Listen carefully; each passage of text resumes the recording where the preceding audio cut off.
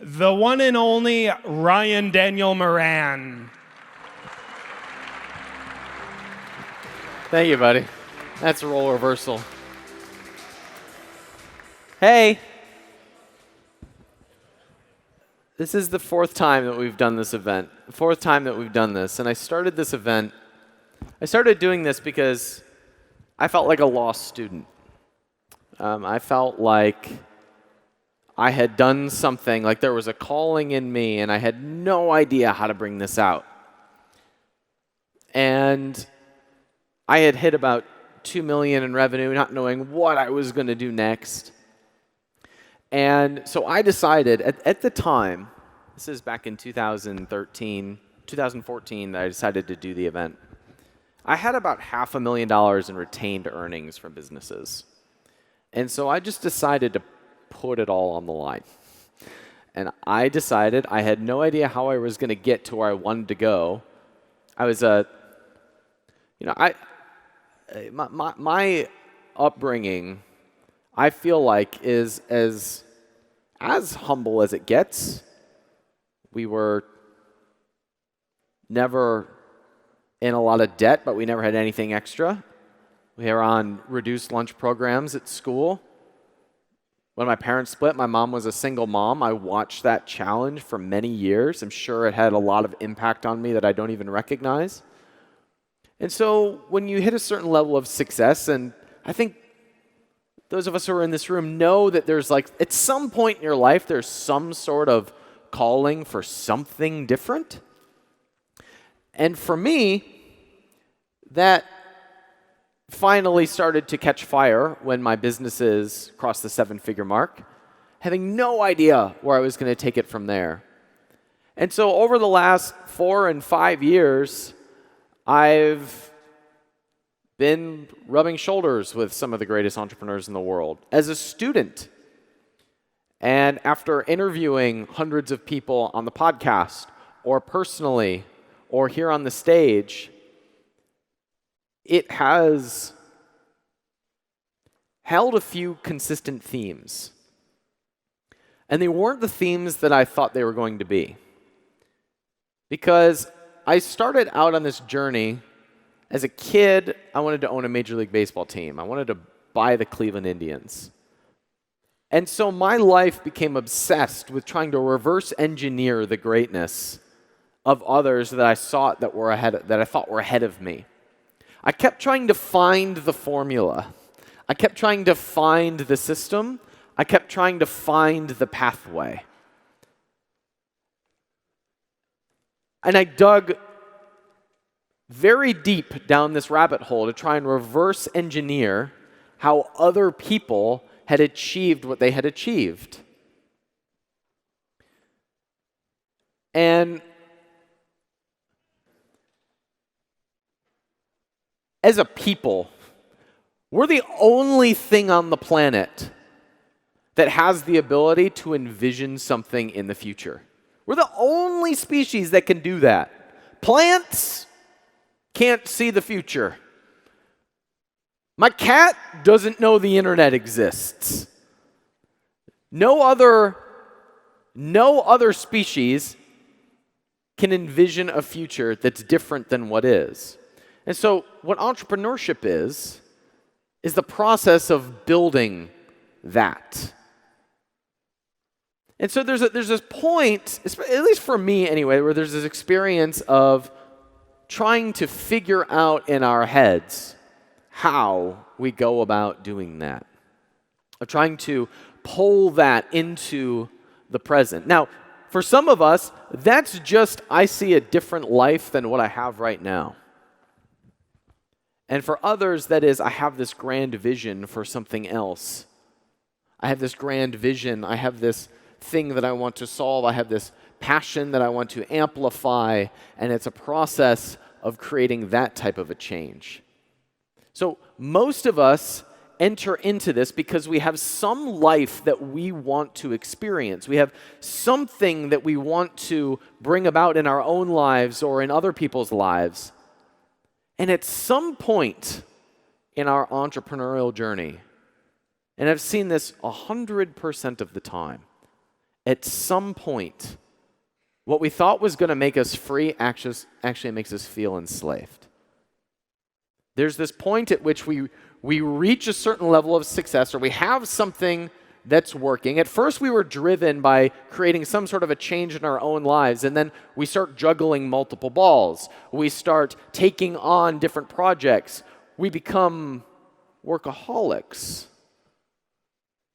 We don't know how to disconnect. The thing that was supposed to give us freedom actually becomes the enslavement. Now, I know what it feels like to wake up every day and to feel like something is wrong even though there's success. To feel like, God, I got into this because I wanted to work less so that I could, actually, I don't know what. And yet I feel trapped by the very thing that I thought was going to make us free. And so the only way, at least for me, that I knew the way through that was to work more, was to work harder, was to dive deeper into the how-to, was to dive deeper into the process. Well, something must be wrong, so let's figure out a new way to do this. And there's a continual drive deeper into figuring out how we're going to do this. And at some point, the thing that drove us to get us free traps us. I think my buddy Hootie said it well on a recent podcast episode that we did together. The episode was called Creating versus Working.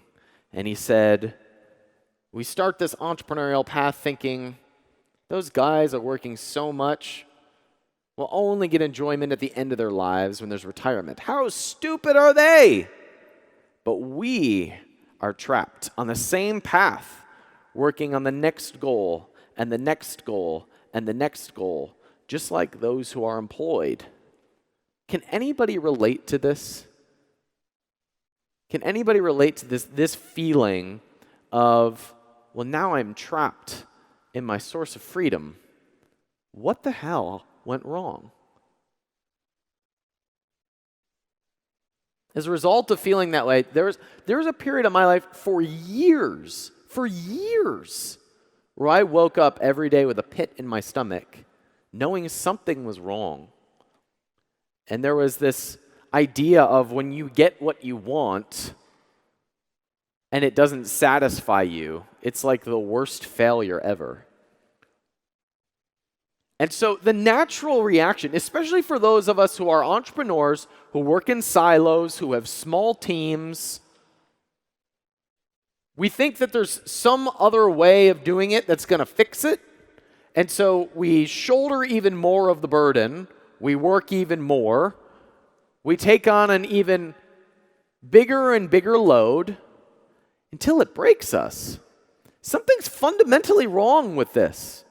Like, something is not fundamentally wrong with the how we're doing it. There's something very wrong with this process, the way that we're approaching it.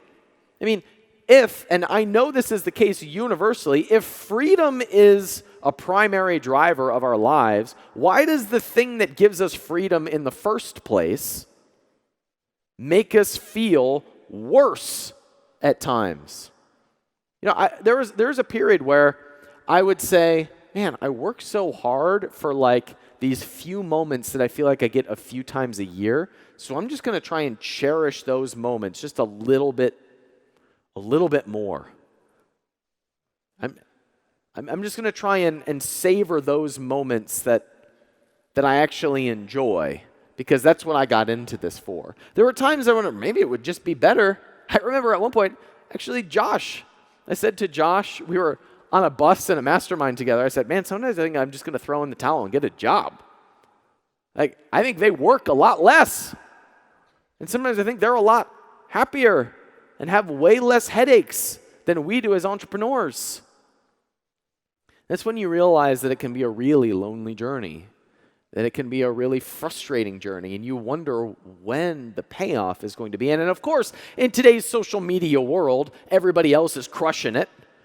Everybody else is killing it. Everybody else is happy as hell. And so that little dopamine kick becomes an addiction all by itself. And so we continue to work harder.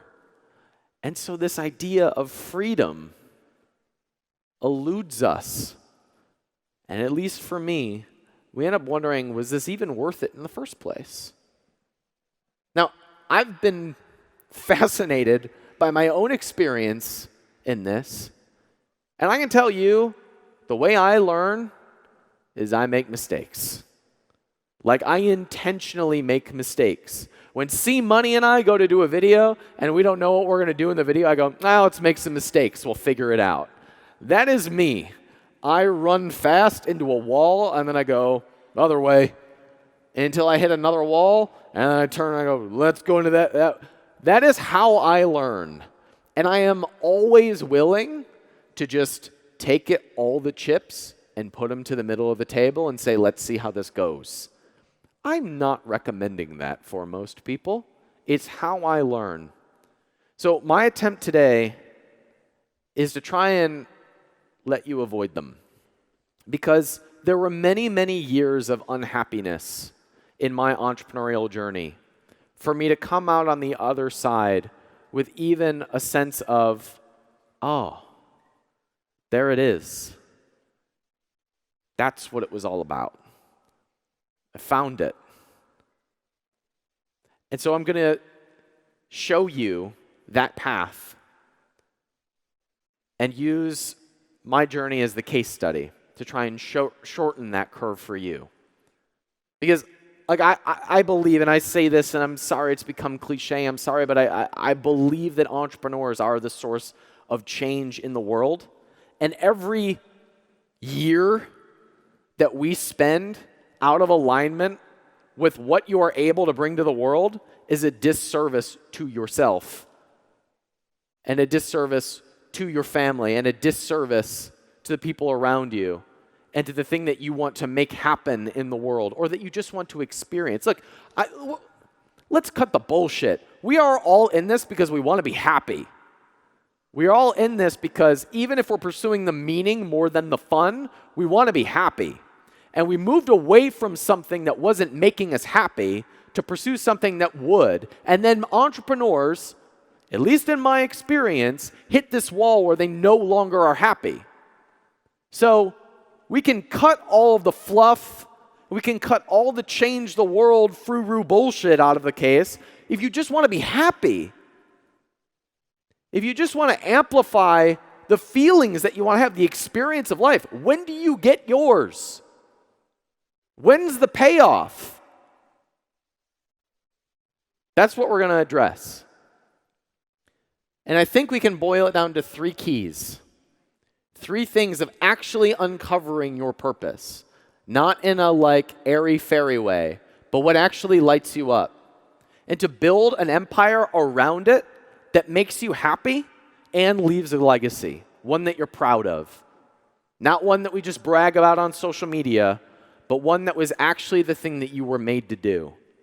Number 1, knowing what you want, which seems so overly simple that I'm embarrassed to put it on a slide. But the fact of the matter is, most of us are pursuing things that we don't actually want. Most of us, when we go out to set our goals at the beginning of the year, the beginning of the quarter, it's hit certain revenue mark. It's grow by certain percentage. It's hit certain benchmark. It's to achieve certain goals that we can check off, which, by the way, can pave the way for some really good decisions in the macro. But they're not that thing that we actually want. Most of us are completely out of tune with what it is that we want. And we know this because they don't even excite us anymore. We know this because there's no feeling or emotion attached to them in the first place. We know this because we set them because we think that we have to. Because we got to a certain point and the growth becomes out of obligation rather than anything else. We have this business, it's growing. What do I do now? I guess I'll grow more. I should probably do that because it's killing it for this person over here. And it becomes this comparison game, not even a comparison game to other people, although that's very true. There's a comparison to even where we are right now. And so there's a constant battle between where we set our priorities and what we actually want, because they're very rarely in alignment. There's a quote from a book that I read recently that is one of the best business books I've read in a long time. It's called Clockwork. The quote is this: "Traditional teachings tell us to first determine who we are serving and to meet their need. You need to sell what the customer wants, otherwise you won't have anything to sell." On the surface, this theory seems to make sense. Most of us have followed this theory. But it ignores the most important element of a successful business: you. I've seen wonderful businesses pivot into disdain and failure. The owners keep shifting their offering to match what the customer wants until the customer starts buying. But in the process, they neglect to consider what they, the owner themselves, want. They ignore what their heart calls out to do. And while the business may be winning customers, it is losing the heart and the soul of the business. Sure, it may make money, but at what cost? Now, I like money a lot because it amplifies whatever you want to amplify. It allows you to make decisions and to create realities that wouldn't exist without it. But when the customer or when the demands of the marketplace become the goal in and of itself, we often trade our own desire to live the lives that we want. And that's why we started in the first place. So how do you discover it? One of my favorite philosophers, who is no longer with us, is Alan Watts. And I'd like to play what he had to say on the matter. St. Paul said that the laborer is worthy of his hire. And I, as a philosopher, mere philosopher, dealing in higher things, always insist that I be paid for my work. And I get the highest fee I can get. And people say, well, you're just out for money. I say, that's none of your business. Because I give most of it away. My own needs being extremely simple. Although I enjoy good food, I don't even own a television set. And it's a very simple life, but I've got enough, and enough is as good as a feast. You see, a lot of people don't feel happy unless they have another thing beyond money, which is called status. And status, to a very large extent in our economy, consists in conspicuous consumption. In having this thing and that thing and the other thing, in having a swimming pool, a Ferrari, a certain kind of clothes, and a certain kind of house with an enormous round-style picture window, and so on and so on and so on. And we think we need all that because we've been persuaded by a certain kind of propaganda that that's how we ought to live. Because we haven't asked ourselves whether that was what we really wanted. Because we haven't asked ourselves if that was what we really wanted. Because we haven't asked ourselves if that was what we really wanted. That's the line that I go, oh. Because we haven't asked ourselves if that was what we really wanted. I really appreciate the fact that a philosopher from the 1970s was worried about maximizing his value in the marketplace and negotiated the highest fees that he could get. I rather appreciate that. while also recognizing at the same time what he really wanted so he could spend the money to amplify exactly that. This reminded me of, most of you know, I went to college thinking I was going to be a pastor. I was raised in the Baptist church, was a born-again Christian for most of my life. Walked away from the church shortly after college. I no longer consider myself religious. But I find some of the teachings of Jesus very interesting. And I'm paraphrasing Matthew 19 on this slide. Forgive those of you who like to proof text and will accuse me of removing a few verses. I did. But to paraphrase Matthew 19, this is one of the passages that we used to debate in pastoral school or even in church because it had one of the naughty lines, we used to call them. One of the lines that we used to fight over. So a man comes to Jesus and says, "Teacher, what good deed must I do to have eternal life?" And Jesus says to him, "Keep the commandments, and if you would be perfect, go and sell what you possess and give to the poor, and you'll have treasure in heaven, and come follow me." When the young man heard this, he went away sorrowful, for he had great possessions. Jesus said to his disciples, "Truly I say to you, only with difficulty will a rich person enter the kingdom of heaven. Again I tell you," here's the naughty verse that people fight over, "it is easier for a camel to go through the eye of a needle than for a rich person to enter the kingdom of heaven." I got into a debate actually with one of my business partners when we started our business because we both had Christian backgrounds and we had to actually talk about undoing some of the guilt that existed around having money because of this verse. Now, what I love about this passage, and I promise not to get into a full sermon on this topic, but what I love about this passage, first of all, is the man says to Jesus, "What thing will I do? What thing can I do? What can I do to get the thing?" It reminds me so much of the experience that I have working when I'm feeling like I've got 18 hours of work that I'm doing every day, and then I go, what do I need to do on top of what I'm already doing to get the result that I want? What's the thing that I have to keep doing? Will you please give me the thing that I can add to my existing to-do list, which is already way too freaking long, in order to feel like I'm now on track? And what's interesting, I just love how people miss this. It's easier for a camel to go through the eye of a needle than for a rich person to enter the kingdom of heaven. First of all, side rant, Jesus rarely talked about heaven being a place in the sky that was when you died. Man, we would fight so many fewer wars and have way fewer debates if we recognized that he wasn't talking about that. But most importantly, this is so interesting. There was a place in Damascus. It was a very narrow road. It was this very narrow passageway, and it was referred to as the eye of the needle. And camels couldn't pass through it. It was too narrow.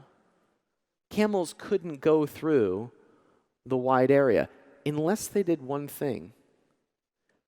You see, camels couldn't pass through, not because they were too big, but because they were one of the main forms of transportation at the time. And so what happened was they would carry these bags on the side of them. And so their own bodies, combined with what they were carrying, could not pass through this narrow way unless they did one thing. They had to drop their possessions. And Jesus is here talking to a rich man saying, "Sell your possessions if you want to be perfect." And he goes away sad. Why? Because he had many.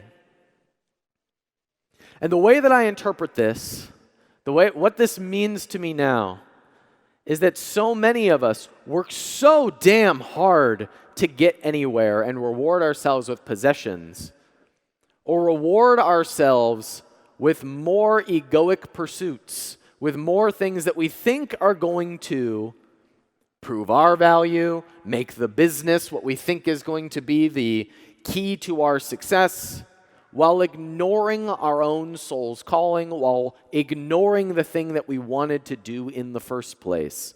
Mostly because we're comparing ourselves to other people. Mostly because we perceive other people as having found the thing that we think we are pursuing. I did a podcast on my realization of this when I really got away from a lot of the noise. And this is an Instagram post of what I journaled about, of me realizing that I had done most of my work, most of my pursuits, feeling like those things were going to be the pathway to being really happy. And I said in this, if I make a few million more, then I'll be able to do what I want, which seemed to be even more pursuits of ego. What if I didn't need any of that? What would I want then? What would I want then? What would I want then? And I said, I know this much. It wouldn't be based on numbers. Gary Vee was the first person that I booked ever to speak at one of our live events, because I thought he was 10 years ahead of me, and I wanted to find out what he knew that I didn't. It's really interesting. If you've never watched the recordings of the Capitalism conference that we publish on YouTube, it's amazing how things connect with you differently as you grow in your journey. And Gary's was my favorite because as I mature, as I learn, more of what he says impacts me. And there's certain things that I realize that he had figured out ahead of me. And this is one of them. Very early in my age, I would tell you one of the pillars that I think will bring you value, and I have not figured out in the last 20 years how to help this, but I will tell you this is I can tell you right now, there's no secret, there's no model, there's no system. But there is something that completely maps to success through and through. I just don't know how to teach it, and I actually don't know if it's teachable, but I'd like to say it right now because I was deploying it as a 15-year-old, which is, if you were fortunate enough to be sitting in this room right now and you think that you have self-awareness, then you are very gifted and you have a real shot of winning. The single biggest reason most people don't win or build bigger businesses or are successful or whatever they want is because they lack self-awareness. They hope and dream to be something, and they've tricked themselves to what they're actually about. The second that you're willing to accept who you actually are and then put yourself in a position to win around that skill, the second you start seeing upside. And that's what happened with me. I ate shit. Entrepreneurship was not sexy when I was 15, 16, 17. The way to make it was through education. So getting D's and F's, my friends' parents thought I was a loser, right? You know, if I was a kid now and acted the way I did then, in today's school system, they'd be like, oh, there's the next Mark Zuckerberg, right? It's cool. Back then, it wasn't viewed that way. And I had to basically live 4 to 5 years of my life where literally outside of probably my mom and dad and me, everybody on the outside didn't think that I would be successful. And it was really interesting. What helped me through that was I just knew who I was. I didn't care. I just knew. I think the reason why we have such a hard time identifying what it is that we want outside of like external numbers is because we already have it. We're just not aware of it. We already have it. And I don't mean the thing we want, because most of us want to be something, not have or do something. We want to be happy. We want to be free. We want to be creative. We want to be in flow. We want to be connected. We want to be growing. These are the things that we want to be. And yet we get lost in the path in doing the thing that we think is going to allow us to do that. When money in the first place, when we started in this journey, was going to be the thing that amplified that. It was going to be the thing that liberated that. And instead, we get attached to the result rather than in tune with what it is that we wanted in the first place. So I do think self-awareness can be taught. I do think that there's a way to uncover what that is. And number one, it requires you to get real quiet. Because most of us distract ourselves in the art of learning, of putting on a podcast while we're in the shower, of every free second checking the phone, of finding the next audiobook, of finding the next thing to read, that there is never a moment in which we're quiet. You know, I think there's a lot of talk about psychedelics and psychedelic research going on right now. It's like it's having its second heyday.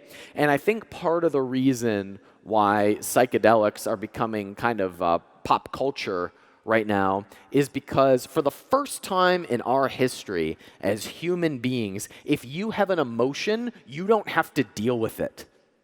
For the first time ever, the half a second you're bored, the phone comes out. The half a second you feel any sort of loneliness, the quarter second you feel anything that you don't want to feel, we distract ourselves. And sometimes we call it learning, sometimes we call it checking, sometimes we do it because we're afraid we're going to miss something, and we're never quiet, ever. We don't even know what quiet is. We are constantly feeding the voice in our head that is constantly running around like a hamster. And we're constantly comparing ourselves to other people. When you're real quiet, it's real easy to identify what our best and worst experiences were. By simply identifying what the best experiences were that we want to have more of, that's a clue to your purpose. That is a very clear sign of what lights you up. That is what the money's for. The best experiences that you've had, that's a sign.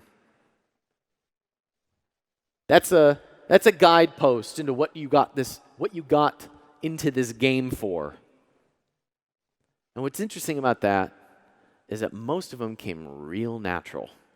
Most of them came real easy. There's a couple tests that I like that help identify this, because as entrepreneurs, we want to have a test to tell us. We want to verify what we already know. One of them is wealth dynamics. Wealth dynamics pointed me, it's basically an entrepreneurial personality type. What kind of an entrepreneur are you? And I was a star first, investor second. Took me about 6.5 years to discover what that meant. But my happiest moment were when I had an audience and when I was doing something on the investment side. Like, you realize, I am shocked. I'm shocked that people don't like being on stage. I'm shocked by this. I just think everybody must love that. Doesn't everybody love to have an audience? Doesn't everybody like to record their thoughts in a podcast? It's so obvious to me. I don't understand. And what I realize now is the same thing that is natural and easy for you, I would loathe and hate. And we tend to pursue relationships or hire people that are just like us, rather than honoring where you're really unique and where other people are really unique, which is why I really like Dan Sullivan's unique ability. And the Colby Index is another really good personality test. But all this ends up doing is uncovering what's really easy and natural for you. Jesse Elder said once, I think here at our first ever event, he said the hardest part is figuring out how easy it is. Of uncovering the things that we do in order to prevent us from getting quiet and identifying what we wanted in the first place. Anybody know this guy? This handsome dude. This was JP's first ever, I believe, his first ever funny video. It's fun if you go to his YouTube channel and you sort by oldest. A lot of his videos for years were teaching style, spiritually minded videos. And what I love about this is he actually had to put in parentheses, funny, in the title.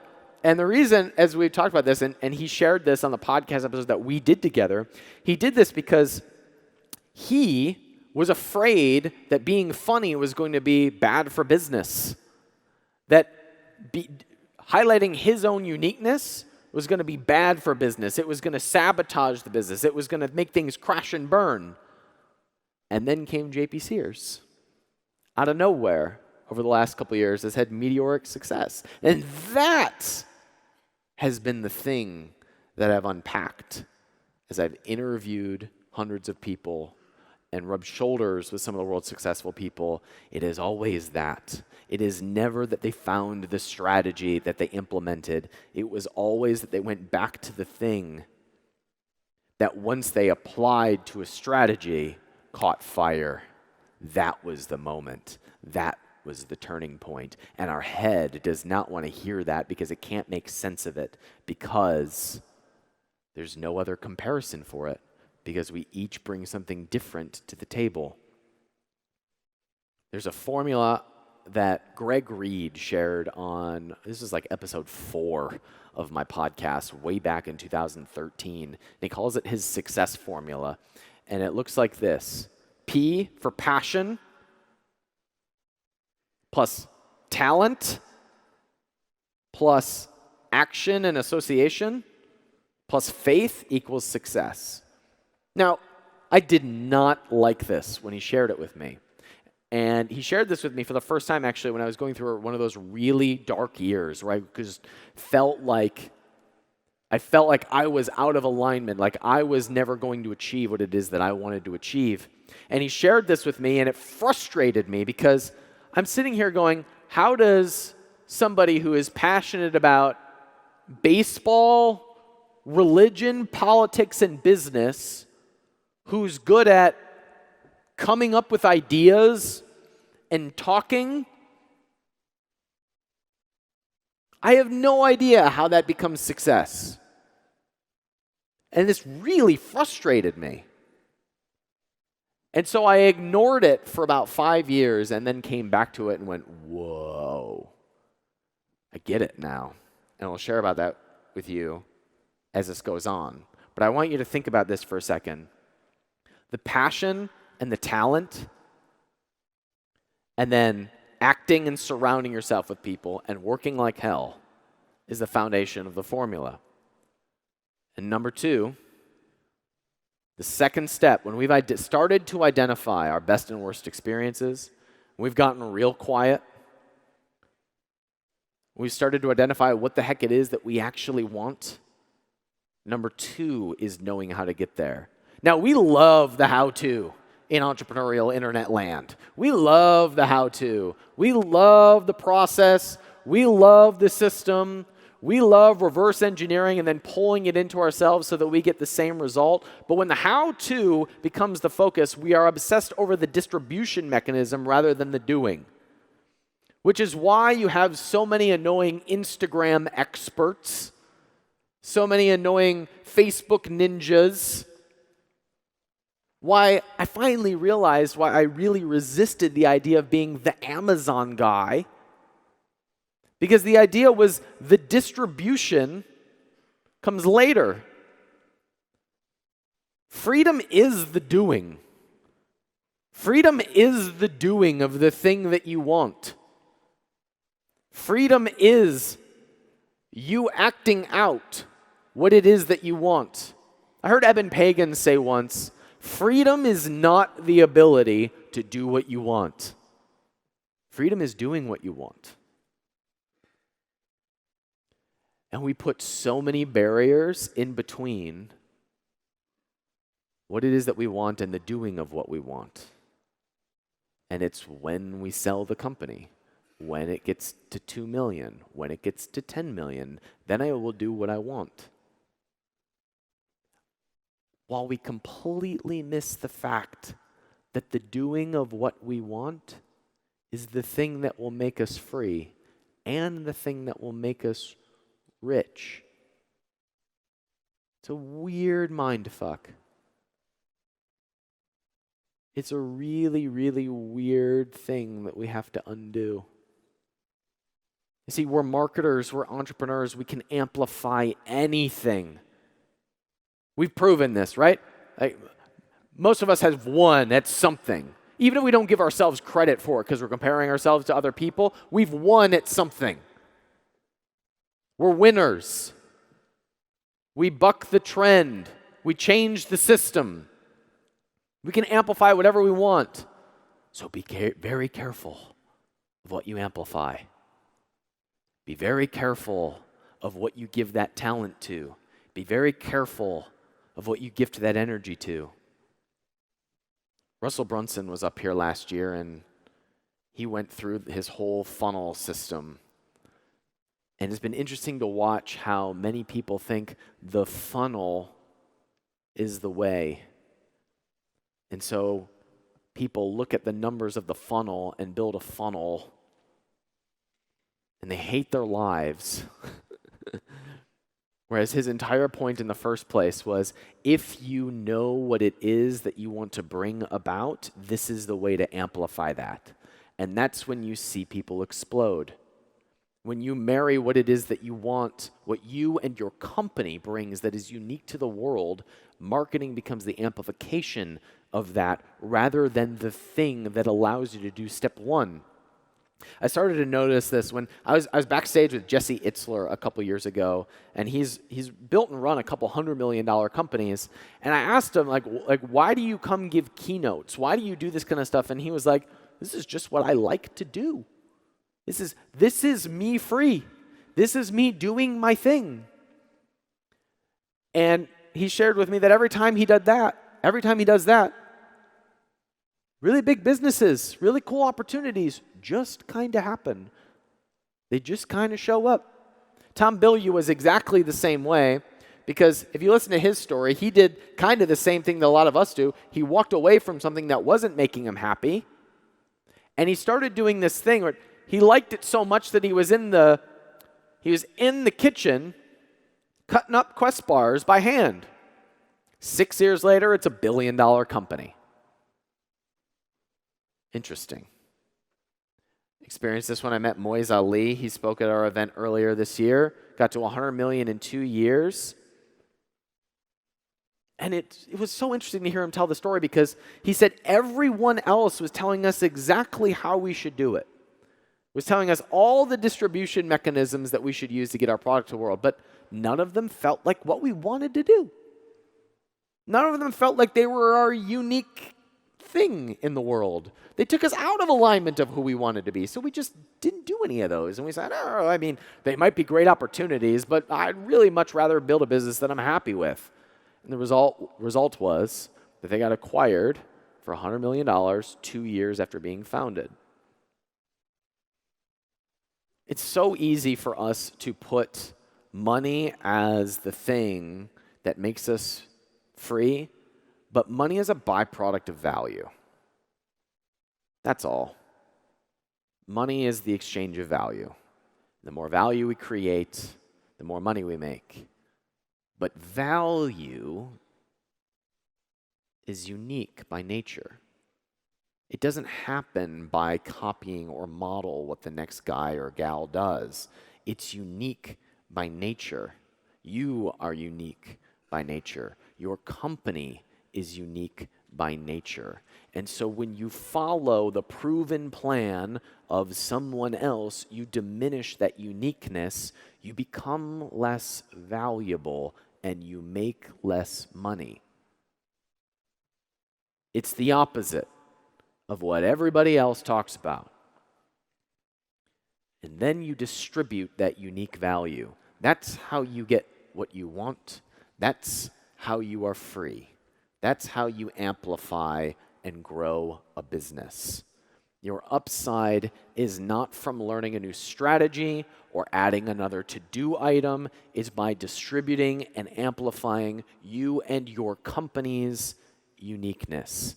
And many of you, especially you physical product sellers, are resistant to this idea of doing anything unique. You're afraid of the uniqueness. And so you fear what's going to happen when other people start distributing the exact same thing as you. Guess what? Both of you become less valuable. That's what happens. Your job as an entrepreneur is to create and distribute unique value, and you do that according to what it is that you want, because that's what you got into this for in the first place. So step 2 is knowing the how. It's distributing the uniqueness. Step 3 is knowing who you need with you. Look, we all feel alone in this game. All of us. Every single one of us. It's by our nature because we know there's something unique about us. We know there's something weird about us. And so as a result, we always felt a little bit separate from the rest of the group because we're all a little bit unique and weird. And entrepreneurs are the one people in the world who see something different about life and try to change it, which is a lonely journey by nature. Now, for some people, that's just you're unique, and so you're kind of alone in this, and it's your greatest strength. But for most of us, that feeling of being alone puts us in survival mode, which is really odd, because when we're in survival mode, we start doing things, pulling things toward us, which pushes other people away, which perpetuates the cycle, which is why you get a lot of angry people on the internet. Loneliness begets more loneliness because we end up doing the things that create survival mode and push other people away. You realize, guys, like we're made to be in groups of people. So your uniqueness was supposed to be the greatest gift that you brought to the rest of the group. But in this world, we're all our own tribe. No wonder we feel alone. No wonder we feel like we carry too much on our backs. No wonder. Here's the thing.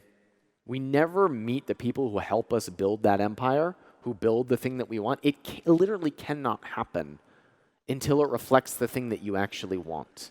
Because other people want to feel that same thing. They want what they want too. And so, look, if what you want out of your business is to be cash flow positive and to make $10 million in EBITDA a year, great. Own it. Make it your mission. Publicize it. State it. Internalize it.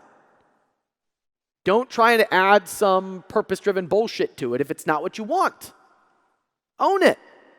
Because then you'll be able to go recruit other people who want that too. And now your missions are aligned. Now your visions are aligned.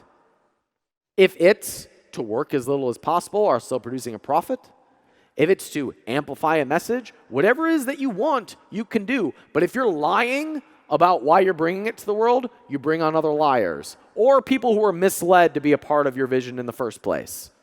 And guess what?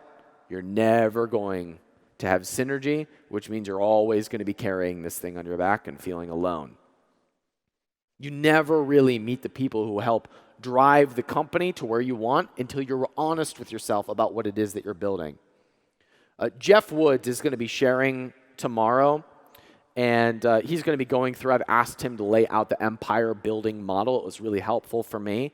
But this is a little bit of a preview. This little graph right here is the first ever model of Disney, where Walt Disney was laughed out of the room because it was too crazy to build. Of course it was too crazy to build. Nobody's ever done it before. Nobody's ever done what you do ever before. You have never existed before. No vision has ever existed before. And he was laughed out of the room for it. Geoff will be breaking this down tomorrow in more of a step-by-step model. But one tool that's been really helpful for me has been the Vivid Vision. This was shared by Cameron Harold here on the stage a few years ago. It's the process of, one, getting real frickin' quiet, and number two, putting into a 2-page document what it is that you actually want the company to look like. I use this as a filtering tool when hiring. This is made to elicit either a hell yes or a no when I'm bringing somebody on. Because if they're not a hell yes, like, let's go home. There's other things you can do. There's other things we can do. If this isn't your thing, it's totally fine. Because if you're not happy, we're both going to be unhappy. And so you end up doing this thing where it's like, I think a lot of times in hiring, especially when you're hiring your first people, you think that other people are only motivated by money. And so you feel the need to like always work out the numbers perfectly rather than creating a environment and a structure and a way that makes people live the lives that they want. Entrepreneurship is a route to get the life that you want. So is working for somebody else. Like, we're all trying to do that. Live the lives that we want. So if you're honest about the life that you want, you can also create it for other people too. And you can invite them into that vision, which allows you to build the empire that it is that you want to bring to the world. Jeff Hoffman called it building your New England Patriots. The perennial winner, the team that keeps going back and winning. You know what's funny about the Patriots? Is they don't have a lot of stars. They got one now, right? Because he's probably the best quarterback ever. But apart from that, there's no standouts. It's a system. It's a family. It's a culture. And they all have one aligned goal, one aligned vision, and it's win Super Bowls. And people join because they want to win Super Bowls, not because they want to be stars. And when that is all aligned, you can be a perennial winner. The answer to almost all of your problems is who. Who you're with, who you're doing this for, who you're trying to impress, who you need to meet. The answer is almost always who. But the first who is you. And if you're not real honest about what it is that you want, you'll never get it. Because you'll be building something that you don't. These 3 keys are knowing what you want, identifying the unique value that you bring to the world, knowing how to get there, and actually doing being the freedom. Freedom is the doing of it. It's the amplification of that uniqueness. And then surrounding yourself with people who are in the exact same mode of wanting to amplify what their uniqueness is. Very briefly, I'm going to share myself as the case study, because this was really hard for me. This was really hard. I spent so many years trying to figure it out, trying to build something that I didn't really want, and sacrificing my health, my happiness, getting all of the external things, and feeling more trapped than ever. Not knowing what was wrong. And what was increasingly frustrating about it was when I did my exercise of, best and worst, my best moments were when I got drunk with Billie Jean and argued about politics, religion, and abortion. By the way, did anyone ever see this video? Yeah, 4 people watched it, and I didn't give a fuck. It was so much fun. Now, the reason I share this with you is because when I made my best and worst list, all of my best were like times I was performing, times when I was a kid, times when I was doing things that I thought were easy. And so I had done that before this experience, and then I hung out with Billy, and I went back to my hotel room, and I journaled, how can I do this every day? You wouldn't have to pay me. We would just talk about big ideas and then hug it out at the end. It would be great. That's totally weird, by the way, I've come to find. Not everyone enjoys this, but I sure did. So this is frustrating for me, right? This isn't what I think my skill set is. This isn't what I've practiced for 10 years. But because I've been thinking about this for a long time, I was reminded of an experience, a moment where Carl Icahn, a famous investor, tweeted this tweet. And he said, "We currently have a large position in Apple. We believe the company to be extremely undervalued. Spoke to Tim Cook today. More to come." This tweet added tens of billions of dollars in valuation to Apple. A tweet! That's weird. That's not supposed to happen. And I was, as I modified that success formula, as I started to pay attention to this, I started to see where my uniqueness could be applied to the actual doing. And so I was having dinner with Tim Ferriss. We're at this restaurant in Austin. Special thanks to Jason Hartman, who made this happen. And it was funny. A rat ran up we were sitting outside. It ran up a tree. And Tim says, wow, I really want to tweet, or I really want to share on social media that I just saw a rat at this restaurant, but I know that it would really hurt this restaurant. And I was like, whoa, that's powerful. That's kind of badass to say that you can tweet and hurt a restaurant sales. That's kind of cool. But I was kind of fascinated with this idea of audiences. So you've heard me talk about audiences for years, right? Because I'm fascinated by this idea of somebody who has an audience can impact a brand or a business. And as I've continued to surround myself with other people, I was really struck by the words of Brian Lee. This was last year at the Capitalism conference. And Brian was talking about how his entire process is he goes audience first, and the impact that audience brings to the world, then he raises the money and he stays in the production chair. He just brings the people together because that's what his core skill set is. And he's super humble about it, puts great people in place, and he stays out of the way. And I went, this is really interesting.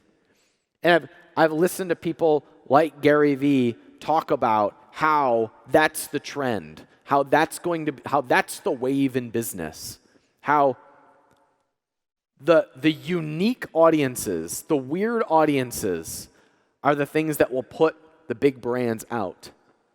So when I wrote my vivid vision, we just went through this as a team. I started it with this. Our end game is simple, to have an audience so responsive that we can take any business to new heights. When we promote products, people, or brands, we impact them by leveraging our audience and our network. Every relationship that we foster, every customer that we take under our wing, every video that we release exists to make this end game a reality. Because this is what I want to do anyway. And if I can build the business to put me in the place to just do what I would do anyway, I'm happy no matter what the result is. And the cool thing about this, do you have any idea how good it feels to be able to just say what you're up to in the world and not care if somebody copies you or not care what anybody thinks about it because it's just what you want to do anyway? Tom Bilyeu said the exact same thing to me. They had a mission as a company that they wanted to bring out, and if somebody else could do it better than him, he was happy for them. That's freedom. So, I spend a tremendous amount of time and energy doing weird things on the internet, like drinking wine in front of a camera and launching podcasts, because it was what I would do anyway. I can't not talk about all of this. And all of you are here. There was no goal. There was no path. There was no formula. Until there was, and I stopped enjoying it. And it became less unique. And it became less valuable. And it's taken shedding all of that attachment to go back to this is just what we would do anyway. And if we get paid for it, that'd be really fun. And so my empire, after a whole lot of being quiet and doing a lot of work, is building an audience and building brands and combining the two together. So I have a business with my partners, Clement Wan, Max Kerwick, of developing and investing in brands with purpose, of building brands that we're just excited about. We had a meeting recently. I had 2 beers, so I was sloshed. 2 beers, I could barely stand, and I put my cup on the table and I was like, we need to do just more things that we like doing just because we like doing. That's what we're here to do anyway. That's the point. That's why we got into this. And so my empire is taking an audience, because it's what I would do anyway, and launch businesses that we're excited about, because it's what we would do anyway, and investing in other entrepreneurs who are doing the exact same thing, launching brands and businesses that we're excited about. And capitalism, the platform, becomes the way that we amplify that and incubate other businesses. And at the same time, surrounding ourselves with people who are playing a big game, We said in the Vivid Vision, we're here to bring exciting businesses in front of an audience to light their fires. And to do this, we continually cultivate a responsive audience of high achievers, and we maintain a pipeline of deal flow as we empower emerging entrepreneurs. Because that's what I would want to do anyway. But what's interesting is when you're really, really clear about what that is, the monetization model, the path forward, all shows up. We've all seen the trend of brands being acquired for billions of dollars. Hell, do you guys know George Clooney had I don't even know what it was, a tequila company be acquired for $4 billion? More money than he ever made as an actor because he had an audience. And he just did it because he wanted to do it. That's where our greatness is. What about you? Your greatness doesn't come from a system that you apply or a path that you follow. It's innate to you. When you're so clear, when you're so in tune with what that is, and not like finding some outside purpose, but the thing that you wanted to do anyway, the thing that you would do just because, like you got into business because you wanted to do this thing. When you are in tune with that, that's your greatest shot. That's how you make it. When you know what that is, because you're quiet, because you're in tune, and because you just do it anyway, that's when you create a life you actually love. And the crazy thing is, it's actually when you create the biggest business you've ever had. And that is when all of the stuff that we spend so much energy trying to learn and trying to figure out just becomes the thing that makes that even better. And that is when we start surrounding ourselves with team members and with partners who help amplify and bring to the world what it is that we want to do. That's when it all comes together. That's how you build the life that you want. That's how you change your family and your community. That's how you actually create the ripple effects that matter, because this world doesn't need you to reverse engineer some system. It needs you to be completely lit up. It needs you to actually be free, because that is how you create the life that you want for yourself, for everyone around you, and that is how you change the fucking world. Thank you. I love you. I support you. I believe in you. Thank you.